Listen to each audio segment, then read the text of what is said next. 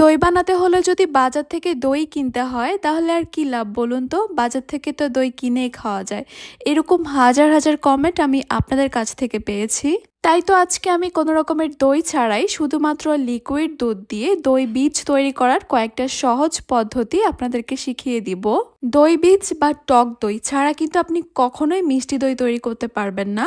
আমার তৈরি করা আজকের এই দই বীজ বা টক দই দিয়ে আমি একটা পারফেক্ট মিষ্টি দইয়ের রেসিপিও একই সঙ্গে শেয়ার করে দিব। আসসালামু আলাইকুম everyone, welcome to Apsara's mini kitchen.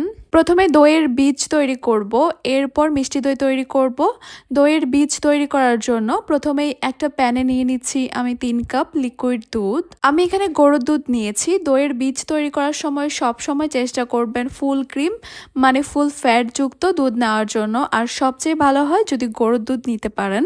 এই দুধটাকে অনেকটা সময় ধরে জাল করে ঘন করার মতো সময় যদি না থাকে তাহলে আমার মতো এখানে দিয়ে দিতে পারেন 1/3 কাপ গুঁড়া দুধ। গুঁড়া দুধটাও আমি ফুল ক্রিম গুঁড়া দুধই নিয়েছি। এরপর খুব ভালোভাবে মিশিয়ে নিব। গুঁড়া দুধটাকে ভালো করে মিশিয়ে নেওয়ার পর অনবরত নেড়ে চেড়ে এই দুধটার মধ্যে কয়েকটা বলক তুলে নিব। দইয়ের বীজ তৈরি করার জন্য কিন্তু একটু ঘন দুধটাই নেওয়ার চেষ্টা করবেন। দুধটা যদি অনেক বেশি পাতলা নেন তাহলে কিন্তু আপনাদের দইয়ের বীজে পানি ছড়াবে।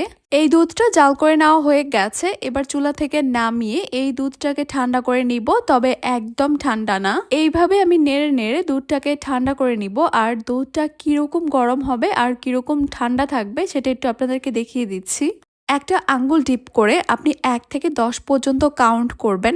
আপনার হাতে গরম লাগবে, তবে আপনার সহ্য হবে ঠিক এরকম টেম্পারেচারে রাখতে হবে এই দুধটাকে। এবারে দুধটাকে আমি 5টা ছোট ছোট স্টিলের বাটিতে নিয়ে নিব, কারণ আজকে আমি দইয়ের বীজ তৈরি করার 5 রকমের পদ্ধতি আপনাদেরকে দেখিয়ে দিব। আমি তো স্টিলের বাটি নিয়েছি, তবে আপনারা যে কোনো পাত্রের মধ্যেই কিন্তু এই দইয়ের বীজটাকে সেট করতে পারবেন। এই যে সবসময় আমাদের কিচেনে থাকা কিছু উপকরণ নিয়ে নিয়েছি, আজকে এগুলোই হচ্ছে দই বীজ তৈরি করার মূল মন্ত্র।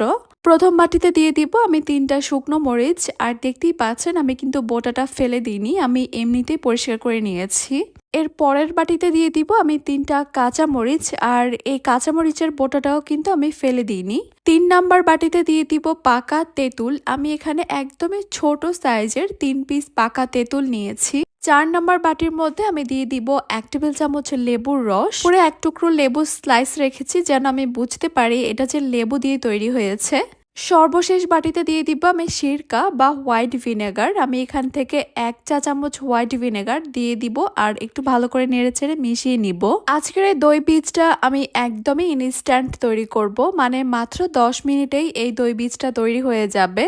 তাই চুলায় একটা প্যান বসিয়ে দিয়েছি, আর এই প্যানটাকে একদম হাই হিটে খুব ভালোভাবে গরম করে এরপর চুলাটাকে অফ করে দিয়েছি। এরপর এরকম একটা টাওয়াল আমি এই প্যানের মধ্যে খুব সুন্দরভাবে সেট করে দিব। এবার স্টিলের বাটিগুলোকে এইভাবে ভিতরে সুন্দর করে গুছিয়ে বসিয়ে দিব। সবগুলো বাটি বসিয়ে দেওয়ার পর এবার আমি একটা ঢাকনা বা এরকম একটা স্টিলের কিছু দিয়ে ঢেকে দিব। তারপর তাওয়ালটা দিয়ে এইভাবে ঢাকনাটাকে পেঁচিয়ে মুড়িয়ে দিতে হবে। এরপর আবার আমি চুলাটাকে অন করে দিব। চুলার সর্বনিম্ন যে তাপমাত্রাটা সেটাতে রাখতে হবে। বেশি হিট দিতে যাবেন না, তাহলে কিন্তু তাওয়ালটা নষ্ট হয়ে যাবে। আর যদি কোনো রিস্ক না নিতে চান, ঘরের যে অব্যবহৃত তাওয়াল সেটা ব্যবহার করবেন এখানে। চুলাটাকে অন করার পর এইভাবে আমি রেখে দিব 10 মিনিটের জন্য। 10 মিনিট পর আমি চুলাটাকে অফ করে দিব। চুলাটা অফ করে দেওয়ার পর সঙ্গে সঙ্গেই কিন্তু তুলে নিব না, এইভাবেই রেখে দিব সম্পূর্ণ ঠান্ডা হওয়া পর্যন্ত।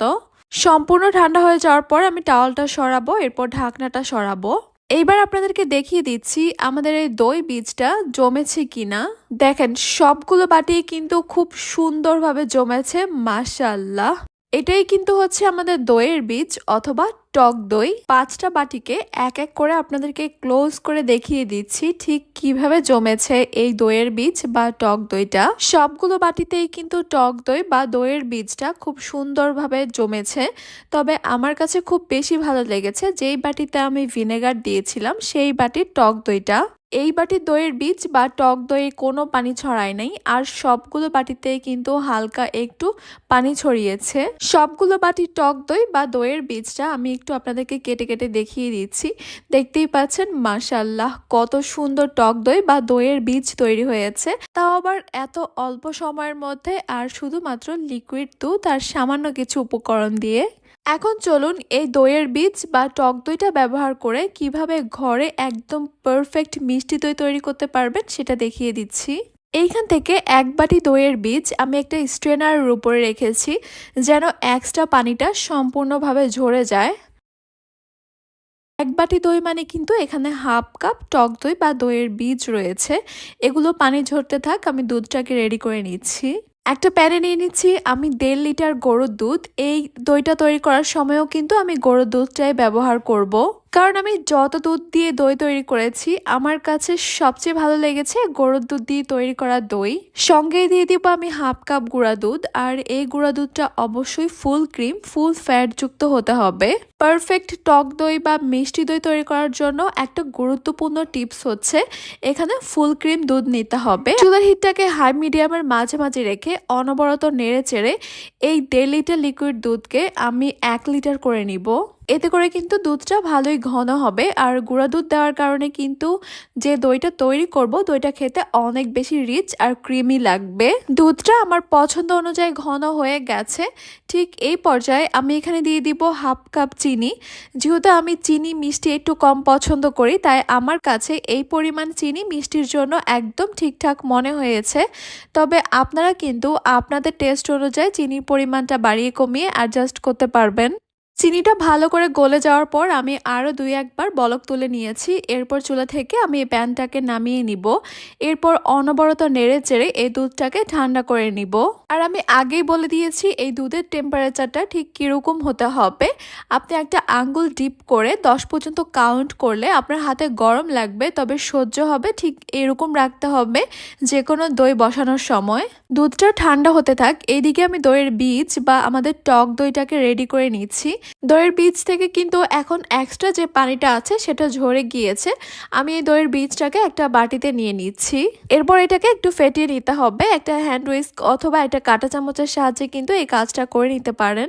কিছুক্ষণ এইভাবে ফেটিয়ে নিলেই দেখতে পারবেন এই দইয়ের বীজ বা টক দইটা এরকম ক্রিমি হয়ে যাবে। এখন এই বীজটা দিয়ে আপনারা যে কোনো দই বানাবেন, দইটা হবে অনেক বেশি পারফেক্ট, একদমই ক্রিমি। এইদিকে আমাদের দুধটাও কিন্তু ঠান্ডা হয়ে গেছে। ঠান্ডা মানে আমি ঠিক যেভাবে বলেছিলাম সেরকম হয়েছে। দুধটাকে কিন্তু একদম ঠান্ডা করে ফেলা যাবে না, তাহলে কিন্তু আমাদের দইটা ঠিকভাবে জমবে না। দইয়ের বীজটা এখন আমি সরাসরি এই দুধের মধ্যে দিয়ে দিব। এরপর সঙ্গে সঙ্গে একটা হ্যান্ড উইস্কের সাহায্যে খুব ভালোভাবে মিশিয়ে নিব। একটু ভালো করেই মিশিয়ে নিতে হবে। আর এখানে একটা ব্যাপার বলে দিচ্ছি, দুধ জাল দেওয়ার সময় খেয়াল রাখবেন দুধের মধ্যে যেন কোনো সর না বসে। আমার এই দুধটা জাল দেওয়ার সময় কিন্তু অনেকগুলো সর জমেছিল। আমি সেই সরটা সহই কিন্তু এই দইটা তৈরি করব। আমার কাছে এইভাবে দইটা খেতে বেশি মজা লাগে। দই জমানোর জন্য আমি এরকম একটা মাটির পাত্র নিয়েছি। আপনারা কিন্তু এই দইটা যে কোনো পাত্রে জমাতে পারেন, স্টিলের বাটি, প্লাস্টিকের বাটি। মাটির পাত্রের মধ্যে যদি দই জমান তাহলে আগে মাটির পাত্রের মধ্যে এরকম একটু দইয়ের বীজ দিয়ে দিবেন। আর এই কাজটা করলে দইটা এত সুন্দর জমে মাশাআল্লাহ। আপনি যতবার দই জমাবেন ততবার পারফেক্ট ভাবে তৈরি হবে। এখন দইয়ের বীজ দিয়ে রেডি করে রাখা দুধটাকে এই মাটির পাত্রের মধ্যে নিয়ে নিচ্ছি। দুধটাকে আমি একটু উপর থেকে ফেলবো, এতে করে এখানে অনেকগুলো বাবলস তৈরি হবে। এটা কিন্তু একটা টেকনিক, দইটাকে একদম প্রফেশনাল লুক দেওয়া, মানে দোকানের কিনা দইয়ের মতো একটা লুক আসবে এখানে যদি এরকম বাবলস সহ দইটাকে জমানো যায়। চারপাশটা একটু মেসি হবে কিন্তু আউটকাম অনেক ভালো আসবে। এই যে দেখেন কত সুন্দর আর কতগুলো বাবলস তৈরি হয়েছে। আমি এইভাবেই একটা ঢাকনা দিয়ে ঢেকে দিব এই পাত্রটাকে। আর যদি পাত্রের সঙ্গে কোনো ঢাকনা না থাকে এখানে একটা ফয়েল পেপার ব্যবহার করতে পারেন পাত্রটাকে ঢাকার জন্য। এই দইটাকে আমি একদম সনাতন পদ্ধতিতে তৈরি করব। এই মাটির পাত্রটাকে আমি একটা ভারী কিছু দিয়ে ঢেকে দিব, মানে একটা ভারী তাওয়াল হতে পারে, একটা কম্বল হতে পারে বা একটা কাঁথাও হতে পারে। বাকি দুধটাকে আমি এরকম কিছু প্লাস্টিকের কাপে সেট করব, বা আপনারা চাইলে অন্য যে কোনো পাত্রেও সেট করতে পারেন। আর এগুলোকে আমি একটু ফয়েল পেপার দিয়ে মুখটাকে বন্ধ করে দিব। এগুলোকেও একটা ভারী কিছু দিয়ে ঢেকে দিব। এরপর এইভাবেই রেখে দিব 6 থেকে 8 ঘন্টার জন্য। আরেকটা ব্যাপার বলে দিচ্ছি, এই দইটাকে কিন্তু একদমই নাড়াচাড়া করা যাবে না। যেভাবে ঢেকে রাখবেন সেইভাবেই রেখে দিতে হবে। আর যদি আপনাদের কাছে এত সময় না থাকে তাহলে চাইলে কিন্তু চুলায়ও দইটাকে জমাতে পারেন। সেটা নিয়ে কিন্তু আমার অনেকগুলো ভিডিও আছে অলরেডি আমার চ্যানেলে। আর তাছাড়াও কিন্তু আমি দইয়ের বীজটাকে যেভাবে জমিয়েছি চুলায় সেটাও ফলো করতে পারেন। এই যে প্রায় 6 থেকে 7 ঘন্টা পর আমি এগুলোকে একটু দেখিয়ে দিচ্ছি কেমনভাবে জমেছে। যেহেতু আমি ছোট পাত্র নিয়েছি তাই আমার কম সময় লেগেছে। যদি বড় পাত্রে দইটাকে জমান তাহলে কিন্তু সময়টা আরেকটু বেশি লাগবে, অথবা সারা রাতও লাগতে পারে। দেখতেই পাচ্ছেন দইটা মাশাআল্লাহ এত সুন্দরভাবে জমেছে। একটু দই কেটে আপনাদেরকে দেখিয়ে দিচ্ছি। এত মজাদার রিচ ক্রিমি একটা মিষ্টি দই তৈরি হয়েছে, তাও আবার ঘরে পাতা দইয়ের বীজ দিয়ে। এটা ভাবতেই তো অনেক বেশি খুশি লাগে আমার কাছে। সামনেই তো রমজান মাস, আর বাঙালির প্রিয় মিষ্টান্ন হচ্ছে মিষ্টি দই। তাই আপনারা চাইলে কিন্তু এই পদ্ধতিগুলো ফলো করে ঠিকঠাকভাবে একটা দইয়ের বীজ তৈরি করে ঘরেই কোনো রকমের বাজার থেকে কিনে আনা টক দই ছাড়াই পারফেক্ট একটা মিষ্টি দই তৈরি করতে পারবেন। আশা করছি আমার আজকের রেসিপি আপনাদের কাছে খুবই ভালো লেগেছে আর সহজও লেগেছে। তাহলে আজকে এই পর্যন্তই। সবাই অনেক বেশি ভালো থাকবেন, সুস্থ থাকবেন, সবাই সবার জন্য দোয়া করবেন। আল্লাহ হাফেজ।